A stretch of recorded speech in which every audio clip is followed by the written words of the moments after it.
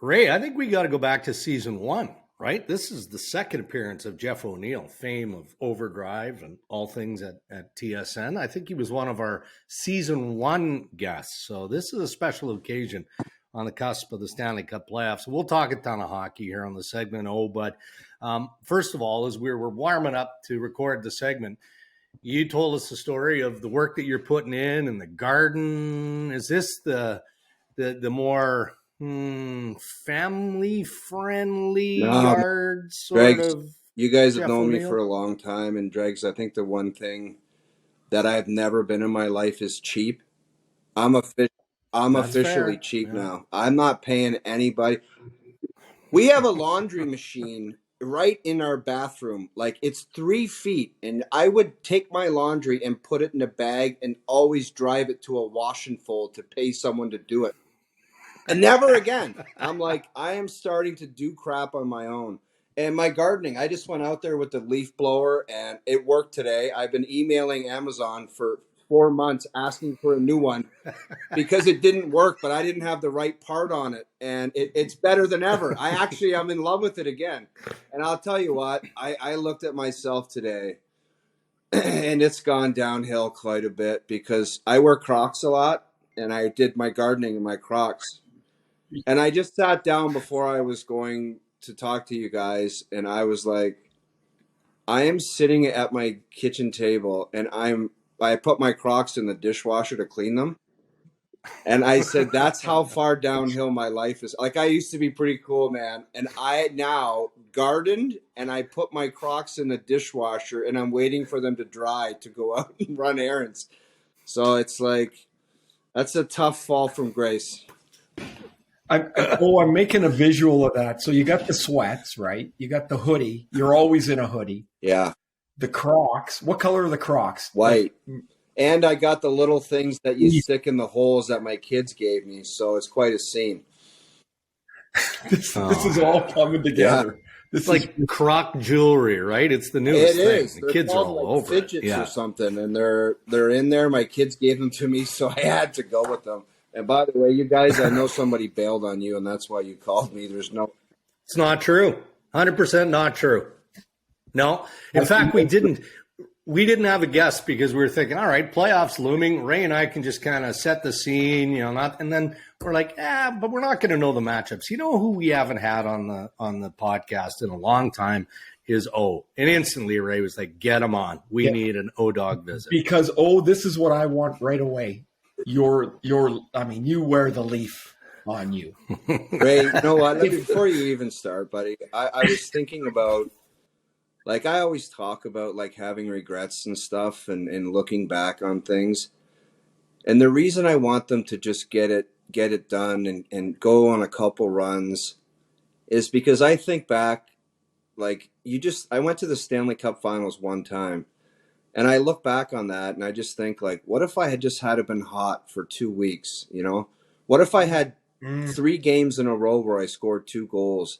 And you just think, what if? And then I look back on it and you think how stupid I was. I mean, I was 3 days before the Stanley Cup Finals. And my buddy, it's kind of funny and it's kind of one of those things you look back and it's like, what the hell were you thinking? 3 days from puck drop in the Stanley Cup Finals, and my friend called me and said, I got a buddy from Miami in town, and he wants to tee it today. And I'm like, I got nothing going on. So this guy, Raleigh Country Club is one of my favorite places in the world, and this guy is in the parking lot at 8 a.m. waiting for me. It's a day off. And this guy, me and him got along famously, and I think we played 75 holes of golf that day. The thing is, we also had 30 Bud Lights, and it's like, I'm looking back on that, I'm like, who the hell does that? 3 days. But the other part of it is, game 1, I got a goal and an assist, so I'm like, I don't know. You just look back on that, and you're like, what the hell was I doing that? Why was that necessary? I mean, it was a ton of fun. I played pretty good. I scored 3 goals in the finals, but you just think, what if it could have been better? So that's where that kind of the hope that they can just say, I mean, Ray, I don't know if you have any, but we're getting old, guys, and you do a lot of porch. Like, you just sit on the porch and think. I'm a thinker, and I just sit there. I'm like, what if I just had been better for 2 weeks? What if I just had been better, period? And that's the part where you just hope these guys, I don't want them to, that's why I'm kind of hard on guys where I'm like, you're so talented, you don't want to work. And it's a typical morphing into an old guy approach looking at them because, and it's not because of the way I played or the way I conducted myself, but I've seen the Gary Roberts and the Rod Brindamore and those guys where they left nothing in the tank. And that's the best way to sit on the porch, I think, is when you got nothing in the tank and you know you did that. But when you think of it, those guys just stood out because of what you just said. Like, not everybody can find that in them. I think the one that I have, is the year we went to the semis. We got into Montreal, and looking back, I think a lot of us just got satisfied. Yeah. Like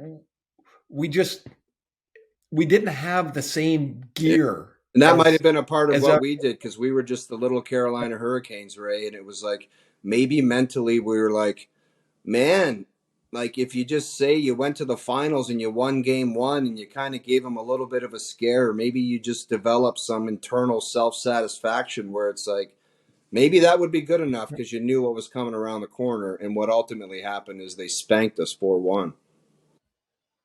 Well, so let's flip it to the Leafs. They've, all their history, 6 years in the playoffs in a row, and all that, and never get out of the first round. And it feels like this series is sitting there for the taking for them.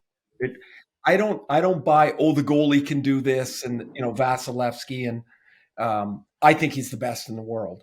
But they all look like they're just a little bit washed, like they're gassed. It all sets up for the Leafs. And so if you're looking at it, what pushes them past Tampa? Is there one or two things? I just think they're a better team. But for me, it's one or two.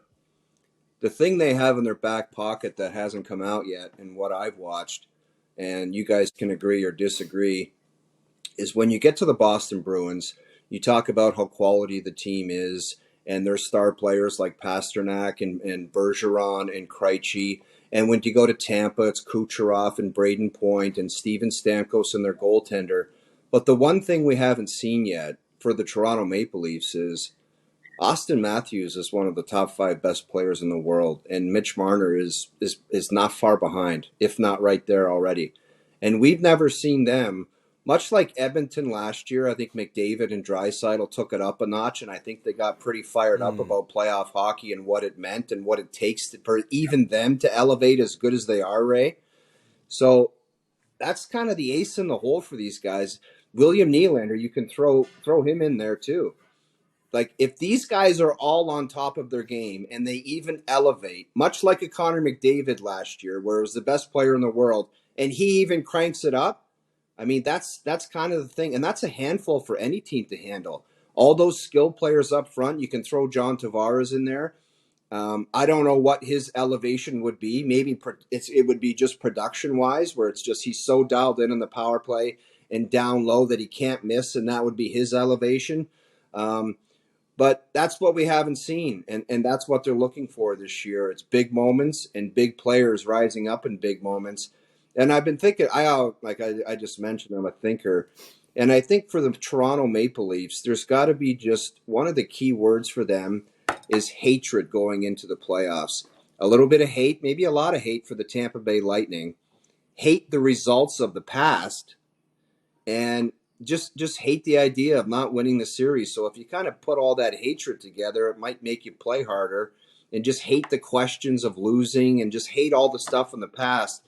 And put some of that hate towards the Lightning, and maybe they might be in business. I think there's one thing that sticks in my mind they got to be really careful of, and that's that Tampa tries to drag the game into the mud. And and the Leafs are going to show everybody how tough they are, and then they start scrumming and punching people in the face. Tampa will do that all day, and they'll be happy doing it.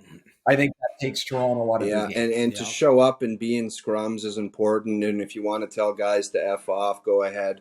But I'll tell you what, if they want to take stupid penalties, and the player I'm going to mention, just took one the other night. But on the other side of it, if you want to take a stupid penalty, one of the most dangerous people on earth on the power play is that 86 for Tampa. He will crush you single-handedly, the way he shoots the puck, the way he distributes the puck, and the way he creates plays on there. He is one of the best people on earth on the power play, the way he just wheels around. And so you can be involved and muddy the waters a little bit if you want to. But if you want to do something stupid, that guy's going to make you pay. That is going to be one of the keys for the Leafs in the series. Discipline, a level of physicality, Dregs, but discipline. Because if you want to fire that guy on the power play, you'll be in big trouble, man. 100%. And then obviously goaltending, right? I mean, Ray has already acknowledged Vasilevskiy. We know that Matt Murray is not going to be available to the Toronto Maple Leafs, at least to start the Stanley Cup playoffs. So you've got Samsonov and you've got Joe Woll. And Joe Woll has his own history of injuries, but I thought he played pretty well. I thought he was excellent, in fact, on Tuesday. So how comfortable are you? And does this whole story of the big question mark of goaltending in Toronto go away with a series win? Darren, the whole year, I was like a 14-year-old thinking Matt Murray's going to, turn back the clock and be the guy that was so dynamic. And I'm like, if there's any team that can turn him around mentally, physically, and get him back on track and fired up, it would be the Maple Leafs. But that ship has clearly sailed. And the one thing I love about Samsonov, I'm not Noodles or Marty Baron. I don't get into the technical stuff, how he makes saves. But he seems like he's got some serious jam and competitiveness. And I think everybody around the situation likes that about him. And it's kind of a rare quality for goaltenders to have because usually they're just a little bit like, let me do my thing and stop pucks. But this guy seems like he has some jam and wants to establish himself. Maybe when you're a young guy like that and you're a first-round draft pick and all the talk about Russian goaltenders is Vasilevskiy, Shesterkin, and Sorokin with the Islanders, maybe he just wants that extra motivation of throwing his name in that hat and being mentioned with those guys. Even the Washington Capitals, they kind of said, take this guy. And I don't know what the reasons are for that, and I personally don't care. But maybe that's that extra motivation. And I don't know if I'm reading it wrong, Dregs, but he looks like he's got an understanding and a competitiveness of what the Maple Leafs need and are up against and what they want to kind of get to. I don't know. He just seems like that kind of kid where he's like, I want to help do this and I can help do this. When they were drafted, that one division ended up with the three Russian goalies. Samsonov was in Washington, Shesterkin went to the Rangers, and Sorokin went to the Islanders. And it felt like that division was going to just be loaded. And then Samsonov took a little bit longer. But it's not that long ago that these three were considered among the top prospects in goal. And maybe he's just finding his groove, right? Like, I think he's good. I think he's had a terrific year. I really do. When they were going back and forth before Murray got hurt, fully agree. Who's going to be the starter? I'm like, what are they looking at that I'm not seeing? Because to me, it was Samsonov clearly ahead. And Ray, we touched on the goaltenders the other night, me and Darren, between periods, and looking at their goaltending performances with Freddie Anderson into Jack Campbell. There was some bad performances, but I don't know if you can say they were like just awful. But you know what you haven't said? They were really good either. It's like I don't think any like Brian Hayes when he mentions Jack Campbell performance last year, he would say, you know what, he wasn't bad, and it's like wasn't bad isn't good. You know what I mean? Like you've never said, man, with that goaltending, there's no way in hell you should lose that series. And I don't know if Samsonov can provide that type of goaltending, but you would think it would be better than what they've had in the last couple of years with a team that's looking to advance. It's so key, especially against that 88 on the other side. And all this talk, guys, like we seem to form these ideas of what the series is going to be like. And after game one last year, Steven Stamkos said, it's going to be a long series. And all the talk is about the Maple Leafs in a game 6 and big moments, game 7. We just touched on it. But, I mean, you can wrap up. You can do it sooner if you want. Like, you could lay a beating on a team and you could end things and give yourself some rest and clear your head and kind of be happy about what you did and refocus on the next round. Like, it doesn't have to go 6 or 7. I mean, Tampa's probably thinking that, you know what? Just like they did against the Florida Panthers last year, let's just spank these guys and get them out of the way, and we can rest and deal with the next one. So I like the idea for excitement and big moments of a long series, but if you got everything dialed in, it doesn't have to be that way for either team. Hey, I got to ask you, getting off the Leafs, for my old teammate, our old roommate, Dean Evison, gets into it with Rick Bowness the other day. So good. I'm assuming you had a reaction to that when Bowness puts his hand out, gives him the short guy thing, and Dino gives him the old wave with the paper. Come on over. Yeah, just I don't know, man. I don't know how many fights, Ray, you saw Dean Evison get in, but there's something about did he fight a lot? Yeah, he fought Dale Hunter 3 times one night in the Colisée in Quebec. But I think there's something about him. He's just got this look on his face, and he's probably not the most scary human being on earth. But I'll tell you what, and I kind of had this in me where I'm like, if I'm up against a guy that's going to beat the hell out of me, my only defense is I'm going to grab my stick and wrap it around his neck for survival. So he just seems like with that look in his eyes on the bench, he looks like he would grab somebody's Bauer stick and wrap it around somebody's neck. And that guy might have been Rick Bowness the other night. When he was saying, come here, I was like, and if he goes there, he's not grabbing his fist. He's grabbing some lumber. No.